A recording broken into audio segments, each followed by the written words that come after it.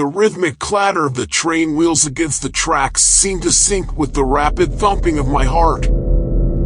I was alone in the dimly lit compartment, my only companions the eerie shadows dancing on the walls as the train sped through the desolate countryside. The air was heavy with an oppressive sense of isolation, and I couldn't shake the feeling that something was terribly wrong. I had boarded the train late in the evening, eager to reach my destination and put the stresses of the day behind me. But as the hours passed, an unsettling sensation grew within me.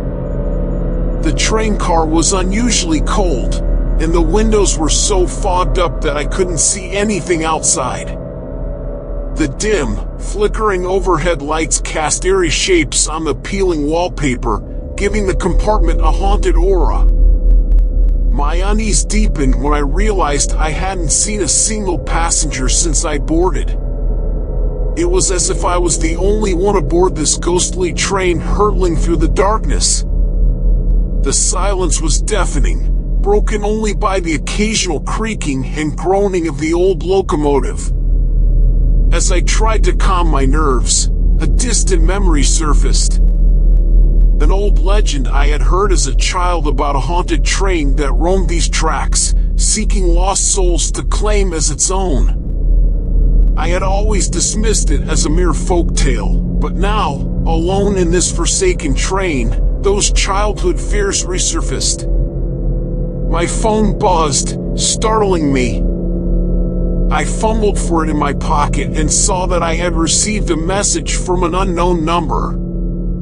The message was chillingly simple: "You're not alone." I glanced around, my heart pounding, but there was no one in sight. My rational mind tried to convince me that it was just a prank, that someone was messing with me. But the eerie atmosphere and the unrelenting sense of dread made it hard to dismiss the message as a joke. As the train continued its relentless journey through the night, I couldn't shake the feeling that I was being watched.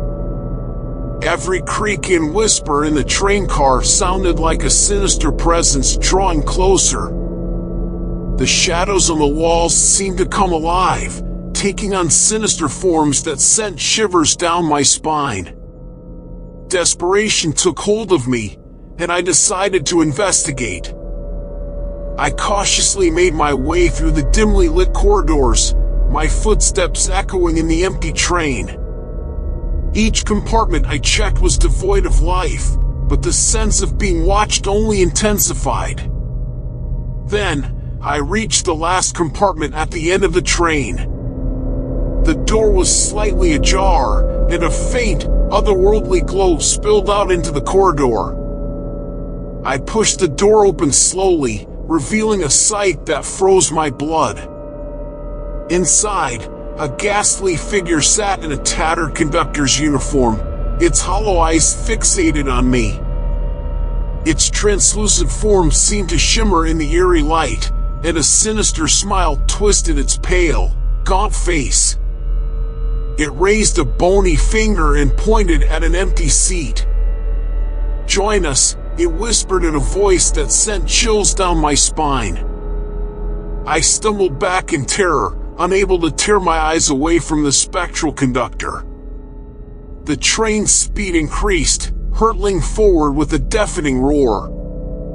The walls of the compartment closed in around me, and the other passengers, all ghostly and ethereal, materialized in the seats, their eyes fixed on me with hunger. I was trapped on this spectral train, destined to join the lost souls who had boarded before me. The legend had come to life, and I was now a part of it, forever condemned to ride the haunted rails of the ghostly locomotive.